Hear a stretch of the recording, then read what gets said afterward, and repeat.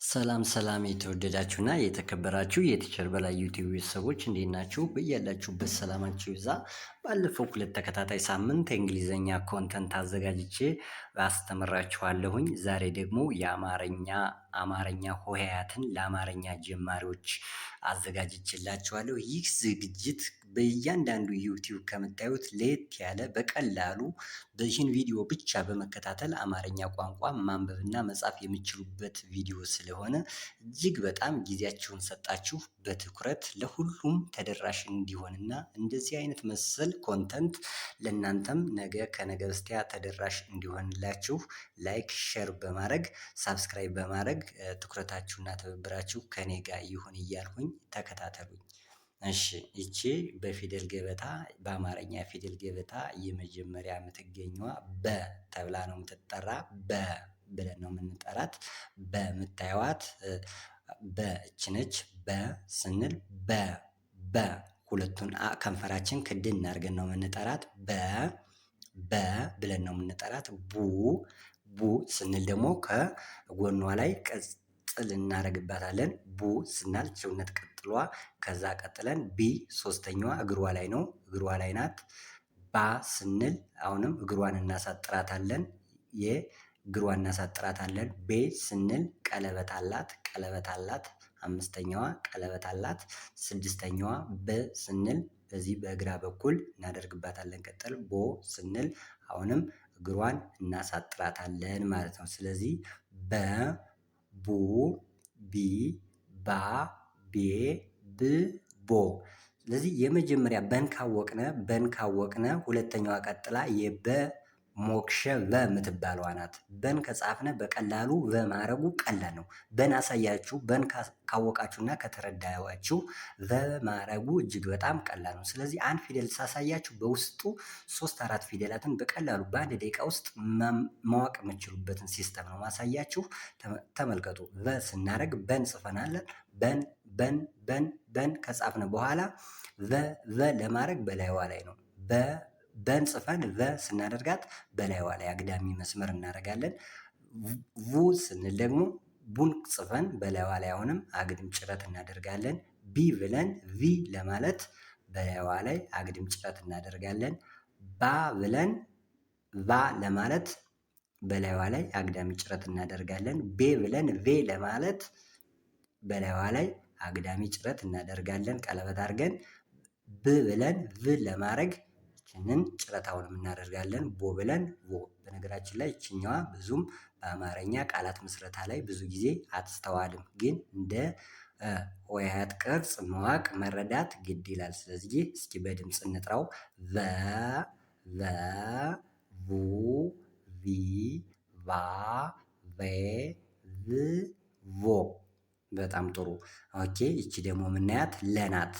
ከበ ጋር ትመሳሰላለች፣ ግን ላይዋ ላይ ምን አላት? አንደኛዋ እግሯ አንድ እግሯ ወደ ላይ ወጦባታል። ለ ስንል ይቺ ነች። ለ በጋር ትመሳሰላለች፣ ግን በላይዋ ላይ ራሷ ወደ ላይ ወጧል። ስለዚህ ለ ሉ ሊ ላ ሌ ል ሎ። ተመልከቷቸው፣ ተመሳሳይ ናቸው። ጎናቸው ላይ ሁለተኛ ፊደላት በሙሉ ጎናቸው ላይ ቀጥላለ። ሶስተኛ ፊደል እግሯ ሸፋፋ ናት። አራተኛዋ ፊደል እግሯ አጭር ናት። አምስተኛ ፊደላት ባለ ቀለበት፣ ስድስተኛዋ ይቺ ነች፣ በውስጧ ቀለበት አላት። እቺም መጨረሻ ጎኗ ላይ ቀለበት መሰል ነገር አላት። ስለዚህ ስንጠራት ለ ሉ ሊ ላ ሌ ል ሎ። በጣም ጥሩ።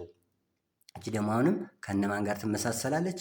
በን ለመጻፍ ሰም በን ከጻፍነ በኋላ ይችኛዋን በ ከጻፍነ በኋላ፣ ስለዚህ ለነዚህ ሆሄያት መሰረቱ ምንድን ነው? በን መዋቅ ነው። በን ከጻፍነ በኋላ ሰን ከላይዋ ላይ ጎኗ ላይ እችንን ቀስት ወይም እችንን ቋሚ መስመር ካስቀመጥንላት ምን ትሆናለች? ሰ ትሆናለች። በን ከጻፍነ በኋላ ከላይዋ ላይ ምን አደረግነ? ቋሚ መስመር አደረግነ። ቋሚ መስመር ከላይዋ ላይ ራሷ ላይ ስናደርግ ሰ ብለናል፣ የቡ ብለናል። ከላይዋ ላይ አሁንም ምን እናደርጋለን? ቋሚ መስመር አደረግነ። ሱ እግሯን ሸፋፋ እናደርጋታለን። ሲ ሳ ሴ ስ ሶ። አምስተኛ ፊደላት ምንድን ናቸው? ሁሎችም ባለ ቀለበት ናቸው። ሁለተኛ ፊደል ምንድናቸው? ሆሄያት ጎናቸው ላይ ቅጽል አለ። ሶስተኛ ሆሄያት እግራቸው ሸፋፋ፣ አራተኛዎች እግራቸው አጭር፣ አምስተኛ ባለቀለበት፣ ስድስት ደግሞ ወደዚህ ወደ ግራ ጥፍ ያሉ ናቸው። ሰባት እግራቸው የቀኝ እግራቸው ደግሞ በዚህ አጭር ይሆናል ማለት ነው። ስለዚህ ለሁሉም ፊደላት ለነዚህ አሁን በቀይ ቀለም የጻፉላችሁ አሁን እነዚህ ስንት ናቸው? አምስት። አንድ ሁለት ሶስት አራት አምስት በተመሳሳይ ቀለም የጻፉላችሁ እነዚህን ቅርጽ ለመጻፍ እነዚህን ፊደላት ሆሄያት ቅርጻቸውን ለማወቅ መሰረታቸው በናት። ስለዚህ በን ከጻፍነ በን እንጽፋለን፣ ለን እንጽፋለን፣ ሰን እንጽፋለን። ይቀጥለው ደግሞ ሌላ ደግሞ ተመሳሳይ እንደዚሁ ተመሳሳይ ቅርጽ ያላቸውን አሳያችኋለሁ ማለት ነው። ተመሳሳይ ቅርጽ ያላቸውን አሳያችኋለሁኝ። ይቺ ማነች? ረ ነች። ረ፣ ሩ፣ ሪ፣ ራ፣ ሬ፣ ር፣ ሮ። ረ ናት። ረ፣ ሩ፣ ሪ፣ ራ፣ ሬ፣ ር፣ ሮ። ረን ከጻፍን ማን አደረግናት? እዚች መሀሏ ላይ እንደዚህች ያደረግንና ምን ማድረግ እንችላለን? ረን ፈ አደረግናት። ሩን ፉ፣ ሪን ፊ፣ ራን ፋ፣ ሬን እንችላለን ማለት ነው። ስለዚህ እነዚህ በጣም መሰረት ናቸው ለእያንዳንዳቸው ማለት ነው። ስለዚህ እስኪ በድምፅ አብረን እንጥራቸው። ፈ፣ ፉ፣ ፊ፣ ፋ፣ ፌ፣ ፍ፣ ፎ። አብረን እንጥራው። ፈ፣ ፉ፣ ፊ፣ ፋ፣ ፌ፣ ፍ፣ ፎ። በጣም ጥሩ። እቺ ደግሞ ማናት? የ የምትባለዋ ነች። የ ነች። እነዚህ ስለዚህ ሁለቱ መጀመሪያ ረና ፈ ተመሳሳይ አጻጻፍ ነው ያላቸው። በአንድ አይነት ቀለም ጽፌላችኋለሁ። አሁን ደግሞ ሌላ ተመሳሳይ ላሳያችሁ። የ፣ ዩ፣ ይ፣ ያ፣ የ፣ ይ፣ ዮ። ይህን ካወቅንና ይህን ከተረዳነ እግሯ ላይ ይህን ምን እናደርግባታለን? መቆሚያ እናደርግላታለን። የእግሯ መቆሚያ ስናደርግላት ምን ሆነ? ደ ሆነ። የእግሯ መቆሚያ። ስለዚህ ደ፣ ዱ፣ ዲ፣ ዳ፣ ዴ፣ ድ፣ ዶ። ስለዚህ ደን ለመጻፍ ይህን መጀመሪያ ቀድመን መጻፍ አለብን ማለት ነው። ይህን ከጻፍን በኋላ እግርግሯ ላይ ስናደርጋት በቀላሉ ደን ጻፍነ። ደ፣ ዱ፣ ዲ፣ ዳ፣ ዴ፣ ድ፣ ዶ። በጣም ጥሩ። ስለዚህ አሁን ይህን ደን በቀላሉ መጻፍ ችለናል ማለት ነው። ኦኬ። ስለዚህ ደን ጽፈናል። ደን ከጻፍነ የን እና ደን ጽፈናል። አሁን ደግሞ ከላይዋ ላይ ከየላይ ወይም ከደላይ ላይ ስናደርግባት ማን ሆነች? ጀ ሆነች። ጀ፣ ጁ፣ ጂ፣ ጃ፣ ጄ፣ ጂ፣ ጆ። ስለዚህ መሰረታቸው የናት ብያለሁ። የን፣ ደን፣ ጀን በተመሳሳይ በአንዴ መጻፍ መቻልነ ማለት ነው። ደግምላችኋለሁ።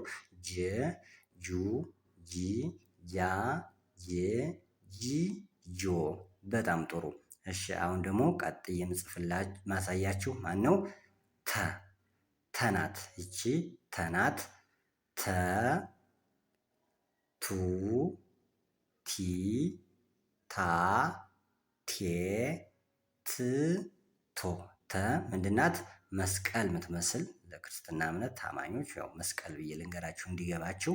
ወይም አንድ ቋሚ መስመር እናደርግና እችን አግዳሚ መስመር ተናት። ስለዚህ እቺ ደግሞ ቱ። ያው ሁሉም ቅርጻቸው ይለያይ እንጂ ከጎናቸው ላይ ሁለተኛ ፊደል፣ ሶስተኛ ፊደል ሸፋፋ፣ አራተኛ ፊደል፣ አምስተኛ ፊደል ባለቀለበት ሁሉም ተመሳሳይ ነው። ተን ከጻፍነ በኋላ ላይዋ ላይ ደግሞ አግድም መስመር ስናደርግባት ምን ትሆናለች? ቸ። እያንዳንዱም ሆሄያት የራሱ የሆነ ተመሳሳይ ቅርጽ እና ይዘት አለው። ስለዚህ ቸ፣ ቹ፣ ቺ፣ ቻ፣ ቸ፣ ች፣ ቾ። በጣም ጥሩ። ቸን ጽፍነ ማለት ነው። ተን ጻፍነ፣ ቸን በቀላሉ መጻፍ ቻልነ ማለት ነው። በጣም ጥሩ። እቺ ደግሞ ማናት? አ፣ አ፣ ኡ፣ ኢ፣ አ፣ ኤ፣ እ፣ ኦ። አ የምትባለዋ ፊደል አ፣ ኡ፣ ኢ፣ አ፣ ኤ፣ እ፣ ኦ። ስለዚህ አን ከጻፍነ ደግሞ አን በቀላሉ ጽፈና በቃ ማን እናደርጋታለን? አን አን ከጻፍን በኋላ ጸ እናደርጋታለን። አንጽ አሳይቻችኋለሁ። ስለዚህ ጎኗ እቺ እዚህ ላይ መሀል ላይ ሳይኖራት አነበረች መሀል ላይ ጭረት አድርገን ማን አደረግናት? ጸ አደረግናት ማለት ነው። ጸ ጹ ጺ ጻ ጼ ጽ ጾ ጸ ጹ ጺ ጻ ጼ ጽ ጾ። በጣም ጥሩ። ይሄ ደግሞ ቀጥሎ ያለው ማን ነው? ወ ወ ው ዊ ዋ ዌ ው ወ ወ ው ዊ ዋ ዌ ው ወ። በጣም ጥሩ። እሺ ይቺ ደግሞ ማነች? አንድ አይነት ከለር ምጽፍላችሁ አንድ አይነት ቅርጽ ያላችሁ ተመሳሳዮችን ነው። አንዷን ከጻፋችሁ አሁን ለምሳሌ እዚህ ላይ ነች ናት ያለ ከኛ ጋር በቀለም አመሳስያታለሁ። ነን ከጻፋችሁ በኋላ እኛን ለመጻፍ በላይዋ ላይ ጭረት ማለት ነው። ስለዚህ ነ ኑ ኒ ና ኔ ን ኖ። በጣም ጥሩ። እች ደግሞ ማነች? ኘ ነች። ኘ ኙ ኚ ኛ ኘ ኚ ኞ ኘ ኙ ኚ ኛ ኘ ኚ ኞ። በጣም ጥሩ። ስለዚህ እነዚህ ሁለቱ ምንድናቸው? ጥንዶቹ በጣም ተመሳሳይ፣ አንዱን ከጻፍነ በኋላ ሌላውን በቀላሉ መጻፍ የምንችልበት ነው። በነገራችን ላይ ይህን ቪዲዮ በደንብ ከተከታተላችሁና መማር ከኔ ጋር ደውላችሁ መማር ከቻላችሁ እንግሊዘኛ ሶሪ አማርኛን በአንድ ወር ውስጥ ማንበብ ትችላላችሁ ማለት ነው። እሺ ይሄ ደግሞ ጠ ነው። ጠናች ሶስት አግዳሚ ቋሚ መስመር በላያቸው ላይ ጭረት። ጠ በጣም ጠ ቀላል። አንድ ጭረት መስመር፣ አንድ ቋሚ መስመር፣ አንድ ቋሚ መስመር፣ ሶስት ቋሚ መስመር፣ ከዛ አንድ ጭረትና ጠ ትሆናለች። ጠ ጡ ጢ ጣ ጤ ጥ ጦ። ተመልከቱ፣ ለሁሉም ተመሳሳይ ነው። የመጀመሪያ ቅርጻቸው ነው እንጂ የሚለይ የአንዷን ቅርጽ ጣን ካወቅናት ጡ ለማድረግ ከጎኗ ላይ ጢ ለማድረግ እግሯን እዚህ ላይ ሸፋፋ ማድረግ፣ ጣ እግሯን ማሳጠር፣ ጤ ባለቀለበት ናቸው ሁሎችም። አምስተኛ ሆሄያት ጥ ያው ትንሽ ለየት የሚሉ የሚያስቸግሩ ስድስተኛ ሆሄያት ናቸው። ጮ ደግሞ ወይም ባለ ሰባተኞች እግራቸው ያጥራል ማለት ነው። እሺ ጠን ከጻፍን በኋላ ማን ማድረግ እንችላለን? እቺን ጨ እናደርጋለን ማለት ነው። ጨ ጨ ጩ ጭ ጫ ጬ ጭ ጮ። በጣም ጥሩ። ጨን ጽፈናል ማለት ነው። አሁን ደግሞ ስለዚህ ጠና ጨ በቀለምም አንድ አድርጌ ነው የጻፉላችሁ፣ አይለያዩም። እዚች ላይ ብቻ እግሯ ላይ ቀለበት ቀለበት ቀለበት። ጠና ጨ ልዩነታቸው ምንድን ነው? ጨ ቀለበት የበዛባት ናት። ሁሉም እግሯ ላይ ቀለበት በቀለበት ነው የሆነችው። ቀለበት በቀለበት። በጣም አሪፍ። ገ ናት። እቺ ደግሞ ገ እዚች ጋር አመሳስዬላችኋለሁ። ገ ጉ ጊ ጋ ጌ ግ ጎ። ገ ነች። በጣም ጥሩ። ግን ከጻፍነ በኋላ እዚች ላይ ገ ወደዚህ የዞረች ናት አይደለ? እቺን ደግሞ ወደዚህ ስናዞራት ምን ትሆናለች? ፐ ትሆናለች። ፐ ፑ ፒ ፓ ፔ ፕ ፖ። ስለዚህ ጠና ጨ ተመሳሳይ፣ ገና ፐ ተመሳሳይ አድርጌ ሰርቼላችኋለሁ ማለት ነው። እሺ በጣም ጥሩ። አሁን ምሰራላችሁ ደግሞ እነዚህ ብዙም አይመሳሰሉም፣ ግን ሶስቱ ሆሄያት ምንድናቸው? አንድ አይነት ናቸው። እችም ሀ ናት፣ እችም ሀ ናት፣ እችም ሀ ናት። ሶስቱም ሀ ናቸው። አሌታ ሀ፣ አመረኋ፣ ንጉሱ ነው ሳትኋ ሶሪ ሳትኋ ይባላል። እና ሀ ሁ ሄ ሃ ሄ ህ ሆ። ጎኗ ላይ ችም ሀ ሁ ሂ ሃ ሄ ህ ሆ። እሺ አሁን እናንተ ስትጽፉ ሀሰት ለማለት ሀን ይሄኛውን ሀን መጠቀም ትችላላችሁ፣ ይህን ሀን መጠቀም ትችላላችሁ። ሀሰት ለማለት ሀ ለማለት ወይም ሀሴት ብላችሁ ለመጻፍ ወይም ሀና ብላችሁ ለመጻፍ ሁለቱንም መጻፍ ይቻላል። አሁን ብዙ ጊዜ ተማሪዎች የሚቸገሩት ሀ ልዩነት አላቸው። እነዚህ ሀዎች ልዩነት የላቸውም። እንደ ሙያተኛ እንደ አስተማሪ የምነግራችሁ አንዳንድ አስተማሪዎች ልዩነት አለው ብለው ሊነግሯችሁ ይችላሉ። ነገር ግን በድሮ ሰዋሰው ነው። በድሮ የአማርኛ መጽሐፍ ጽሁፍ በድሮ በነ ኃይለ ሥላሴ ምናምን በዛኔ በነበረው በደርግ በፊት በነበረው የትምህርት አቀራረብ አጠቃቀማቸው የተለየ ነበር። በአሁኑ በዘመናዊ ሰዋሰው የአማርኛ ቋንቋ ይችን ሀም መጠቀም ይቻላል። ለበለጠ መረጃ ደውላችሁ መጠየቅ ትችላላችሁ። ሀ ሁ ሂ ሃ ሄ ህ ሆ ይችም ሀ ሁ ሂ ሃ ሄ ህ ሆ። በጣም አሪፍ። ስለዚህ እነሱ ሶስቱ ሰማያዊ ከለር ምንድን ናቸው? ሀ ናቸው ማለት ነው። እሺ የሚቀጥለው ማሳያችሁ ደግሞ ማነው? ይሄ ከ ነው። ከ ብለን የምንጠራው ማለት ነው። ልክ በቅርጽ ያለው ግን ወደዚህ ከወጣን ከ ይሆናል። ከ ኩ ኪ ካ ኬ ክ ኮ። ደግምላችኋለሁ። ከ ኮ ኪ ካ ኬ ክ ኮ። በጣም ጥሩ። ስለዚህ ከን ደግሞ ከን ከጻፍነ በኋላ ከን አሳይቻችኋለሁ ቅርጿን። ከን ከጻፍነ በኋላ ማን ጋር እናመሳስለዋለን? ሀ ከን ጽፈን ከእቺ ላይ ሳይኖራት ከነበረች ያለ ስለዚህ ከ ሀ ይህ ሀ ብለን ነው የምናነበው። ሀ ሆ ሄ ሃ ሄ ህ ሆ። ከነዛ ካሳየኋችሁ ሀ ጋር ይመሳሰላል። ግን ይህኛው ትንሽ ድምፁ ወደታች ወደ ጉሮሮ ወረድ ያለ ነው። ሀ ሆ ሄ ሃ ሄ ህ ሆ። በጣም ጥሩ። ይቺ ደግሞ ማነች? ከነ ሀ ጋር ትመሳሰላለች፣ ግን ልዩነት አላት። አናት።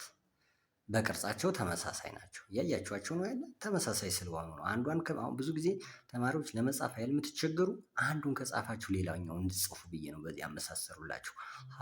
አ ብለን ነባ። አ አበበ ስንል ይችን አ ነው የምንጠቀም። አበበ። አ ኦ ኢ አ ኤ እ ኦ። ድገምላችሁ። አ ኡ ኢ አ ኤ እ ኦ። ኦኬ። ስለዚህ አሁን ቀጥዬ ማሳያችሁ እነዚህ ተመሳሳይ ናቸው። አሁን ደግሞ ተመሳሳይ ማሳያችሁ በዚህ ሐምራዊ ቀለም የጻፉላችሁ ደግሞ ዘናች። ዘ ሁለት ቋሚ መስመር በአንድ አግዳሚ መስመር አያሷት። ዘ ዙ ዚ ዛ ዜ ዝ ዞ። እቺ ደግሞ ዠ ናት። ዠ ዘን ከጻፍነ በኋላ ወደዚህና ወደዚህ እናደርግላታለን። ሶሪ እቺ ዘ ብለናል። ዙ ዚ ዛ ዜ ዝ ዞ። እቺ ደግሞ ዠ ዡ ይ ዣ ዤ ዥ ዦ። ልገምላችሁ። የ ዩ ይ ያ ዬ ይ ዦ። በጣም ጥሩ። ኦኬ። ይህንን ካያችሁ አሁን ደግሞ ቀጥዬ ማሳያችሁ ማነች? ይቺ ፀ የምትባለው ናት። ፀሐይ ስንል ፀሐይ ፀ ጹ ጺ ጻ ጼ ጽ ጾ። ፀን ካወቃችሁና ከተረዳችሁ እቺ ደግሞ ጳ ፀ ስንል አፋችን አንክር ነው። ጳ ስንል ያውን ከንፈራችሁን በምራቃችሁ ጠብ አድርጋችሁ ካልሆነ ከበድ ትላለች። እቺ ጳ ብላችሁ ነው። ጳ ጡ ጲ ጳ ጴ ጵ ጶ። ስለዚህ ፀን ጽፈን ጳን በቀላሉ አደረግናት ማለት ነው። ላይዋ ላይ ራሷ ላይ ያደረጋችሁ በቀላሉ አወቃችኋት ማለት ነው። እሺ ፀና ጳን አያችሁ። አሁን ቀጥዬ ማሳያችሁ ደግሞ እች ማናት? ቀይ ቀለም የጻፉላችሁ ሰ ናት። ሰ ሁለተኛዋ ሰ ነች። ሰ ሱ ሲ ሳ ሴ ስ ሶችን ለመጻፍ ብዙ ጊዜ ሆያት እዚህ ጋር እነዚህ አሁን ሶስቱን ጽፍላችሁ ብዙም የነዚህ ተመሳሳይ አላገኘሁላቸውም። በራሴ ፎርሙላ ነው ይሄን አመሳስዬ የጻፉላችሁ። እነዚህ ሶስቱ ግን ያው የራሳቸውን ስልትና ቴክኒክ ተጠቅማችሁ ጻፏቸው። ሰ ወደ ላይ አግዳሚ መስመር እናደርግና በዚህ በታች በኩል እናደርግላታለን። በዚህ በታች በኩል ነው የምናያይዛቸው እንጂ ከላይ ክፍት ናቸው። ሰ ብለን ስንጽፍ እንዲህ አድርገን እንጽፋለን። ሰ ሱ ሲ ሳ ሴ ስ ሶ። እቺ ደግሞ ማነች? መነች። መ ሙ ሚ ማ ሜ ም ሞ። እሺ ደግምላችኋለሁ። መ ሙ ሚ ማ ሜ ም ሞ። አሁን አንድ ፊደል ብቻ ቀረችን። እሷን ደግሞ አሳያችኋለሁ ማለት ነው። በጣም ጥሩ። እሺ ይቺ ማነች? ቀ ነች። ቀ ይቺ ቀ ነች። ቀ ቁ ቂ ቃ ቄ ቅ ቆ። በጣም ጥሩ። ስለዚህ ቀን ዜሮን እንጽፍና ወደ ታች አንድ መስመር እናደርግባታለን። ዜሮን ጽፈን ወደ ታች አንድ መስመር ወደዚህ ስናደርጋት ቀ ትሆናለች። ቀ በጣም ቀላል ናት። ቀ ቁ ቂ ቃ ቄ ቅ ቆ። የተወደዳችሁና የተከበራችሁ የቲቸር በላይ ዩቲዩብ ቤተሰቦች የዛሬ ቆይታችን ይህንን ይመስላል። አማርኛ ማንበብና መጻፍ የማትችሉ በዚህ ዩቲዩብ ብቻ እርግጠኛ ነኝ ማንበብ መጻፍ ትችላላችሁ። ለበለጠ መረጃ ለአንድ ወር ብቻ አሁን ብዙ ጊዜ በመደበኛ ትምህርት ቤት 1 ዓመት ተምረው ያልገባቸው እየደወሉ እየተማሩ በአንድ ወር ብቻ ለውጥ እያመጡ ነው። በሳምንት 5 ተከታታይ ቀናትን እናስተምራለን። በሳምንት 5 ተከታታይ ቀናት ውስጥ በአንድ ወር ውስጥ ብቻ እናንተ ማንበብ መጻፍ የምትችሉ ነው። ማንበብና መጻፍ የምትችሉ ደግሞ ለሌሎች ተደራሽ እንዲሆንላቸው ሼር እና ላይክ፣ ሰብስክራይብ በማድረግ ትብብራችሁ ከኛ ጋር ይሁን። በኢሞ፣ በቴሌግራም፣ በቫይበር፣ በዋትሳፕ እናስተምራለን። ስልካችን እዚህ ላይ አለ። ስለነበረን ቆይታ እጅግ በጣም አመሰግናለሁ።